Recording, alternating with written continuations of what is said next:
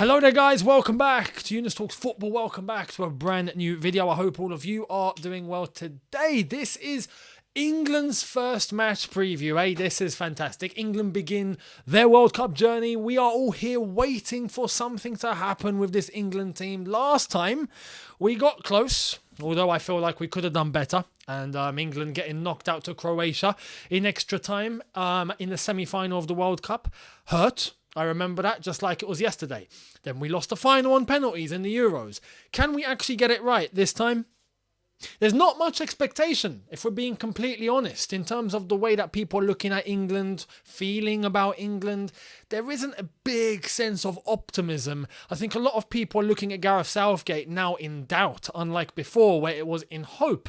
And now we'll see, because truth be told, yes, am I entirely on board on what Southgate is trying to do?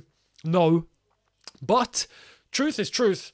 We got to a World Cup semi-final and we got to the final of the Euros, which is more than what we've done prior to that. So there has to be that taken into consideration, although many people expect this team to get to that stage anyway because of the talent that it has. Others are looking at this going, we should be winning. You know, look at the talent that are not being unleashed. And this is where I'm going to put the emphasis on this during this match preview. Tomorrow, we play against Iran, England versus Iran. Realistically, no disrespect to Iran. I'll come to Iran in a sec. But realistically, everyone and their mother are expecting England to get a comfortable result tomorrow, right? And honestly, they should. I don't think we should be right in underestimating Iran and their capabilities, you know, on an individual basis, on a momentary basis, on a, you know, maybe you make one mistake, boom, they have what it takes to punish you if they execute things correctly. Some of their key men, when you're looking at Iran, you're looking at Taremi. I remember Taremi, who plays for Porto. He scored the bicycle kick at Stamford Bridge when Chelsea won the Champions League. That's what I remember Taremi for. So he's got techers there. You know, you can't underestimate. A couple of other lads that they have, Azmoun, who plays for Bayer Leverkusen. They've got a couple of lads. They've got Godos, who plays for Brentford. He is in the Premier League, so he's well equipped here. Everyone else is quite scattered across all sorts of countries like Greece. Iran itself, obviously. Croatia, Dynamo Zagreb, Maharani, who we played against recently in terms of Chelsea. Realistically, and Feyenoord, Jahan Bakhsh, who I think was... he is Iran's captain, if I'm not mistaken. And he's been in the Iranian team for quite some time. So in terms of a veteran man to look at, he's the guy. But when you look at England's quality, and you look at what we possess, as long as we do things correctly, and to be honest, as long as we have license to go forward and unleash, this is where I look at Southgate and I think, I understand wanting to try and protect, right? And you don't want to leave yourself exposed. But tomorrow against Iran is a perfect sort of game, at least in the group. Because let's be honest, we've got the United States to play against. We've got Wales to play against. If there's a game where you can try to let everyone go forward and let the team attack and let them play the way that they can play, tomorrow is it. Because I don't think you should be running a risk against the USA or Wales. Even though realistically, in terms of England's quality, we should be beating those. However, I suspect that we're going to find those games a bit harder than tomorrow against Iran. But history tells us we cannot go into this game against Iran thinking, we've won. I remember 2010, and I was half and half. I remember when England played Algeria, and I remember everyone, and me being half Algerian, half English, I'm like thinking, all right, whoever wins here, I'm happy. But I remember everyone going, gonna destroy them 5-0. You know, what happened? Yeah, no one expected that 0-0, did they? These teams that are in the World Cup, they're there for a reason. I know many people are going to look at Qatar after their display, but they're the hosts. They kind of just have to be there by default. Everyone else who's actually qualified, right, they're there for a reason. They have quality. They can cause a shock. Never underestimate a weak team. Never. Iran are a prime example. So England tomorrow have to take it seriously, but to their advantages. I'm going to tell you what 11 that I think should be put out. For the England previews, I'm going to make it clear, because for my Chelsea previews during the season, I normally tell you guys what I think the manager's going to do. Sometimes I tell you what I think is going to do, and then I'll explain what the manager's going to do. But I'm going to go exactly with what I think should be done throughout this entire tournament, because we just know what Southgate's going to do. He's predictable, right? We know what formation. We kind of already know what players. I'm going to tell you what I would do, and then let me know in the comments if you agree or you disagree, or if you think my analysis on what I think Southgate's going to do is correct or incorrect. I'd love to hear it. But in terms of team news, there's 2 players for England that are missing. Kyle Walker is out, but it's looking like he will be back for the next 2 games against the United States and Wales. And Maddison, same story. He's out.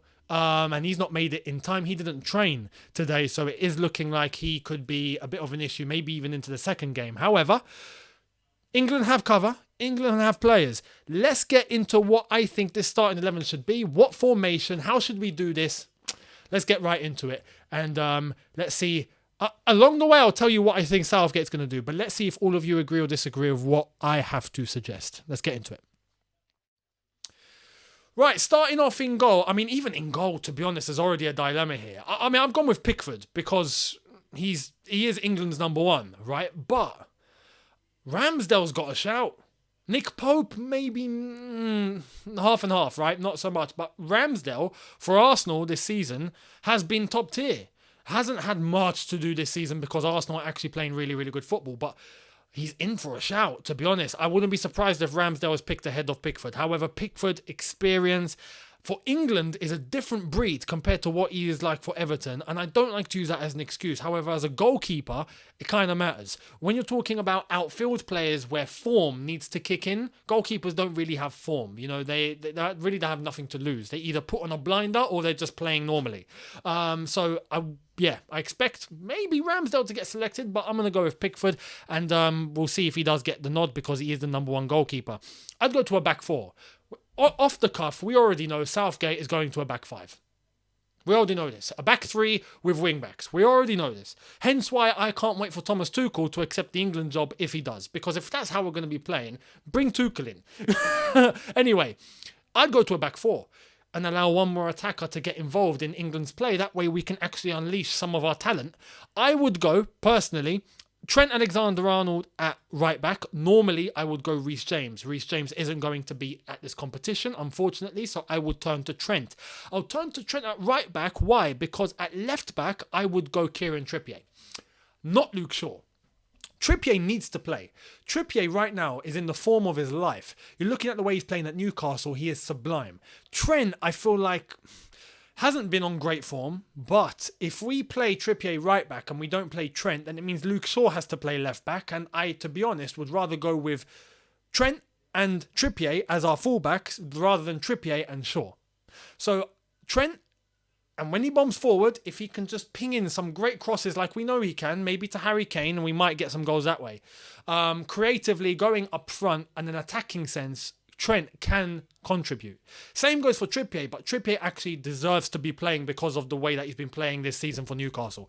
Absolutely fantastic. So those would be my fullbacks in a back 4 system. My centre backs, I feel, are the ones that we turn to again based on form and the way that they've been playing. Ben White has been playing more of a right back, kind of inverted into a centre back for Arsenal, depending when they shift between a back 4 and a back 3, right? But he's been playing great. And I wouldn't have ever thought I'd say that. Last season before, Ben White looked suspect, right? Almost like Harry Maguire from Wish. You know, you look at Harry Maguire and you think, wow, you're not playing well at all. The next best thing that's not playing so good, or the next worst thing, should I say, Ben White. This season, though, different animal. Deserves to play. And when you're looking at our centre-backs, the only other centre-backs we can really turn to are Eric Dyer and Conor Cody.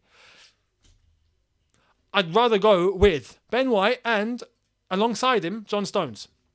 Some stability. John Stones, not ultra fantastic. But again, when you look at Conor Cody or Eric Dyer, some would probably advocate for Conor Cody. Personally, I wouldn't. Eric Dyer, understandably playing in a Conte system, more defensive, maybe has a little bit more attitude to him. But Tottenham have been leaking goals. Eric Dyer has been part responsible for that. Have been a little bit more open. I suspect maybe Eric Dyer might play to be honest. I don't think Southgate will go with this. However, in a back five with 3 centre-backs, probably going to go with maybe these two and Eric Dyer in the middle, if I'm guessing, because Ben White can go as a right centre-back and John Stones probably as a left centre-back, or Eric Dyer as a left centre-back and John Stones in the middle. We'll see what happens tomorrow, but that would be my back four. Moving forward, I'd go into a 4-2-3-1. I think this England team is screaming for a 4-2-3-1. 2 in the double pivot, 1 midfielder ahead of them to go and attack a little bit more, be the, you could say, the 10 or the creative midfielder, and then the forwards. In terms of the double pivot, I think it picks itself. Bellingham and Declan Rice. It picks itself. No Calvin Phillips, please. You know, and I understand we've got him as an option, but these two, again, they pick themselves. Bellingham and Rice, even in a 3-4-3 that I think Southgate is going to play with the 2 wing-backs, the 2 midfielders I think are going to be Bellingham and Rice. So, yeah, that is what I would do in a 4-2-3-1. Ahead of them, I would have gone to Maddison, because I think Maddison is more equipped in this role as a 10, right? But he's unavailable. So we have to go to the next best thing, which is going to be Mason Mount. Mason Mount ahead of him, in more of an attacking sense. Let's see what he can do in the England team. For Chelsea, you know, he has his flaws, he has his strengths. He provides loads of energy, his link up, he puts effort in. He runs like a horse. Creatively, he's not all there. Hence why I look at him in the number 10 and I hesitate a little bit. But he can be an outlet for goals. Whether it's an assist, whether it's him shooting from distance from time to time, which I think he needs to do more because he can and he's good at that. I think he has to play there tomorrow if we were to go into a 4-2-3-1. In a 3-4-3, Mason Mount's probably going to be selected as one of the wide men. Or we go to a 3-5-2, which I think would nullify us completely because we've got wingers that need to be on the pitch. So Mason Mount in a 10. And on the wings, I would go with these. I think these guys pick themselves as well. Foden and Saka. Easily. Foden is in top form. For Manchester City, he's showing so much grit, he takes risk, he's got flair, he's got confidence, he's providing output. And the same goes for Saka at Arsenal. Saka's been phenomenal this season. So for me, they have to play. Not Grealish, not anyone else. These two on our wings.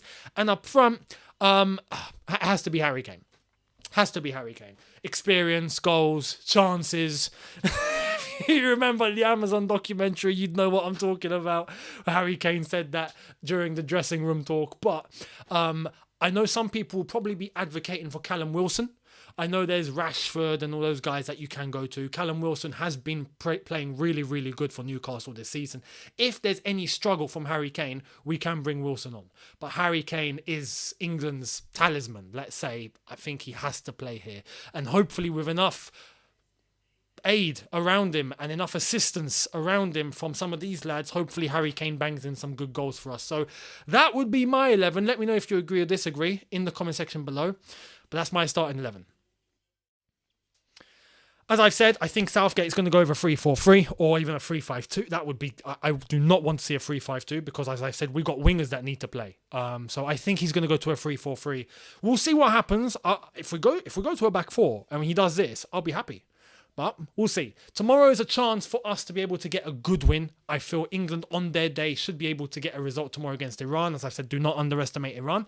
They're here for a reason. They're going to come amped up. They're going to come physical. I think they're going to try and put in every single ounce of blood, sweat and tears into this game, every single drop into this game. I think the physicality is going to be high from the Iranians, so England need to be prepped for that. Now, bearing in mind the climate and the heat, which I thought was going to be a factor, turns out all 8 stadiums in Qatar are fully air-conditioned, so we don't need to worry about that. I thought England were going to struggle. England were training in heat during the camp itself and the training sessions that they've had, so I know they're more than equipped than they were when they arrived in Qatar at the moment to play in 21 degrees air-conditioned stadium. I think they'll be okay.